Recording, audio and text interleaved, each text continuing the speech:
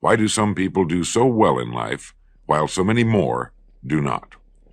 And the first thing let's talk about is the magic word. The experts call it the most important word as far as the results we get from life are concerned in this or any other language.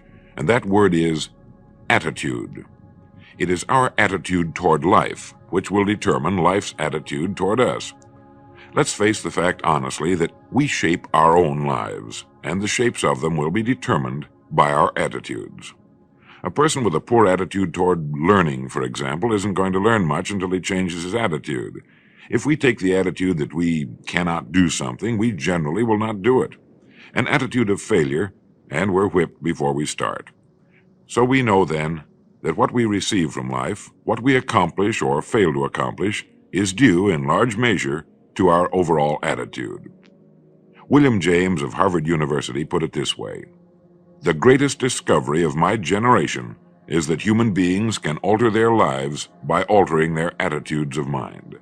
And isn't it wonderful that we have this measure of control?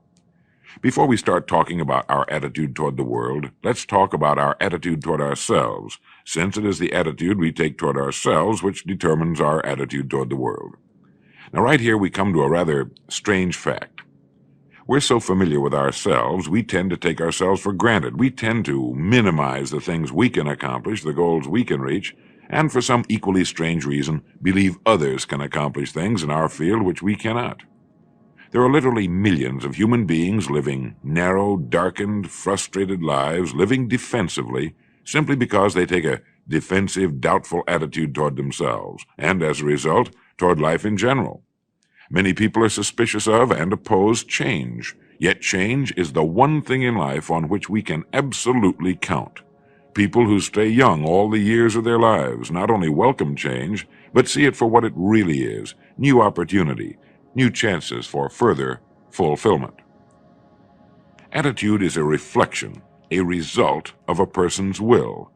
It is incalculably powerful. It can bring about marvelous results for us, but we need to train it patiently, day by day.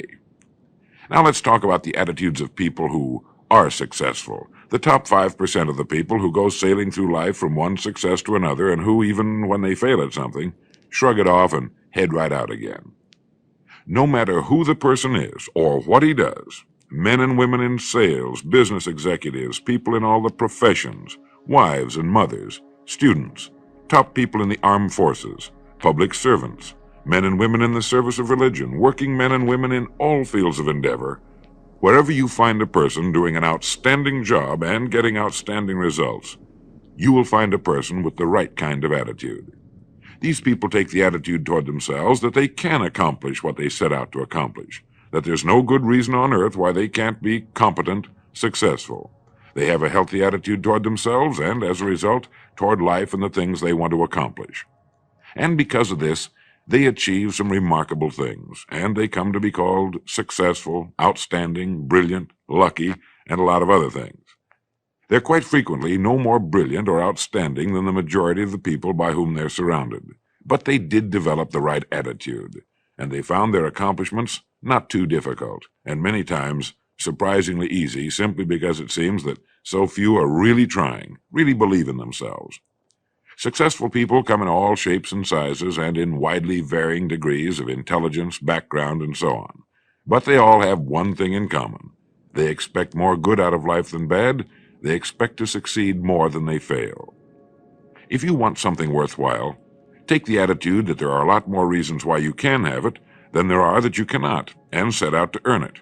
Go after it, work at it, ask for it, and 9 times out of 10, you'll get it. Our environment is really a mirror of our mental attitude. If we don't like our environment, we have to change our attitude first. Now, the world plays no favorites. It's impersonal. It doesn't care whether we change or not. Adopting a good, healthy attitude toward life doesn't affect the world and the people in it nearly as much as it affects us.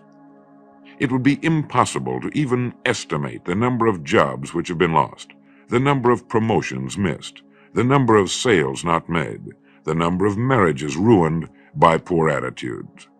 But you can number in the millions the jobs which are held but hated, the marriages which are tolerated but unhappy, all because of people who are waiting for the world and others to change toward them, instead of being big enough and wise enough to at least make a test which will prove beyond any shadow of a doubt where most or at least a big part of the trouble lies.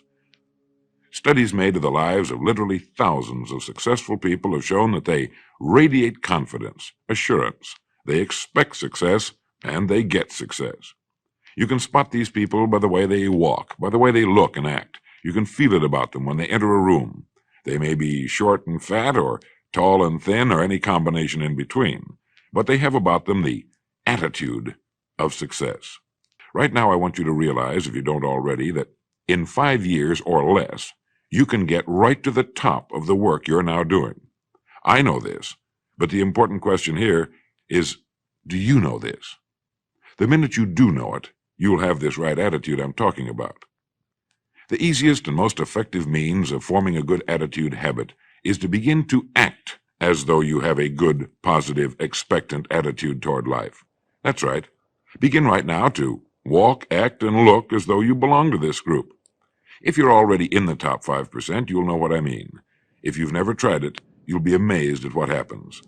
Actions trigger feelings, just as feelings trigger actions.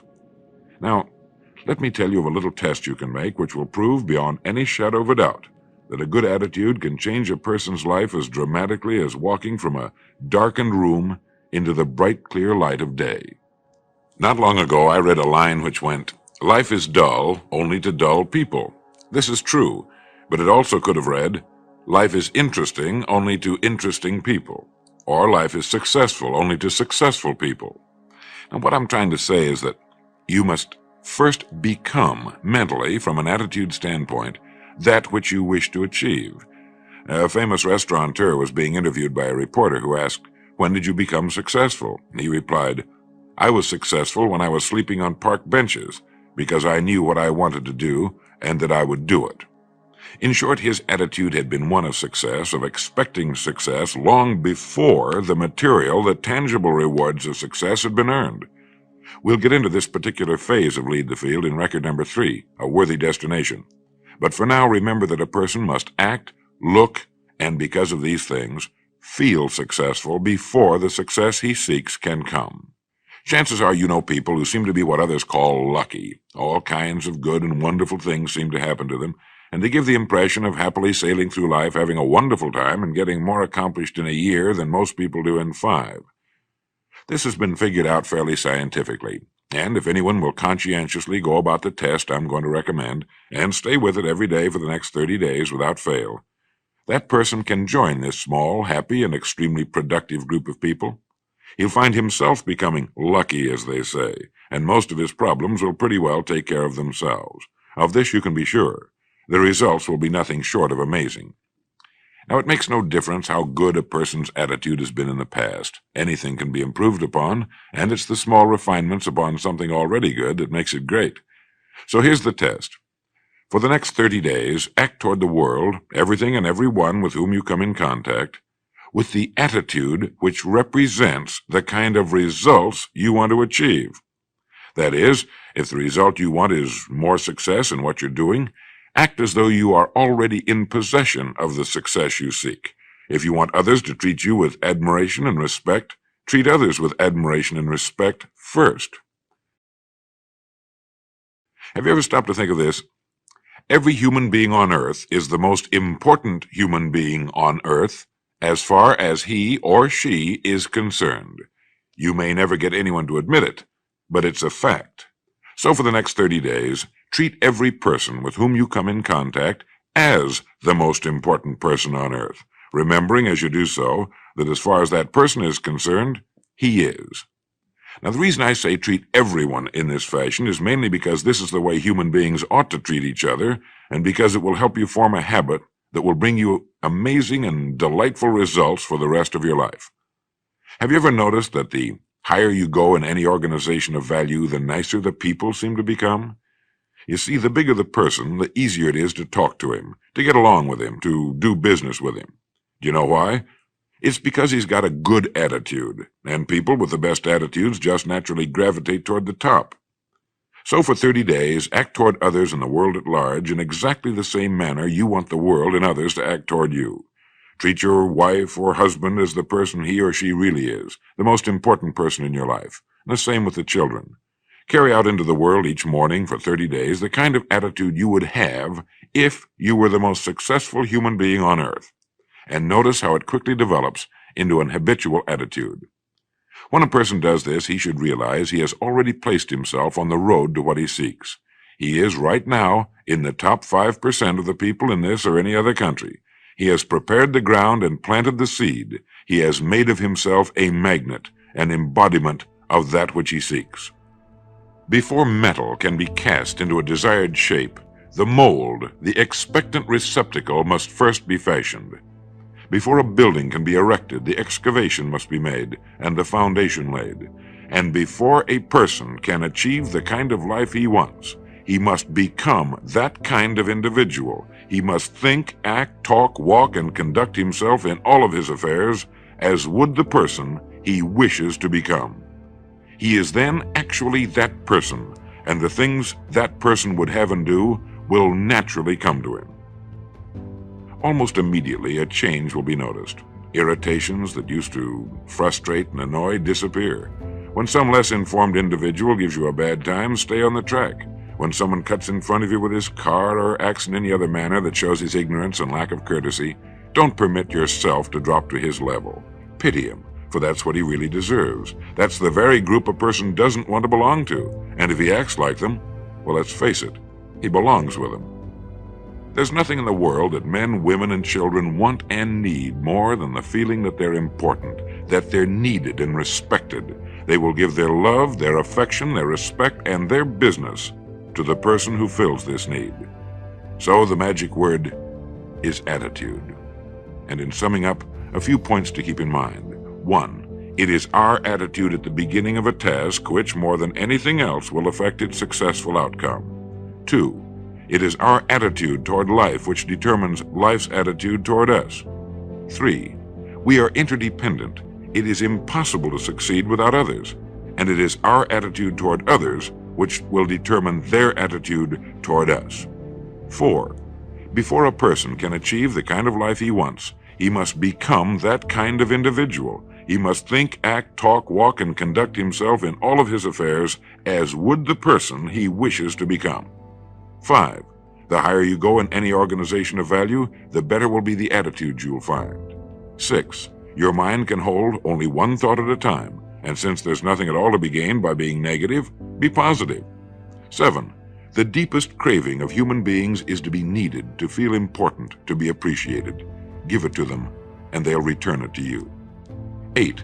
Look for the best in new ideas. As someone said, I've never met a person I couldn't learn something from.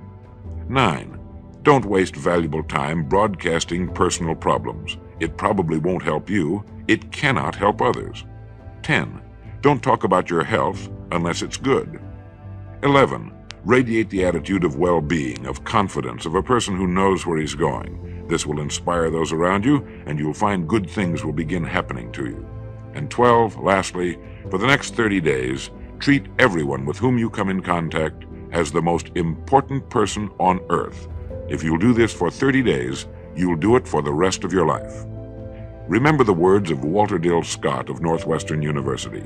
Success or failure in any undertaking is caused more by the mental attitude even than by mental capacities. Thank you.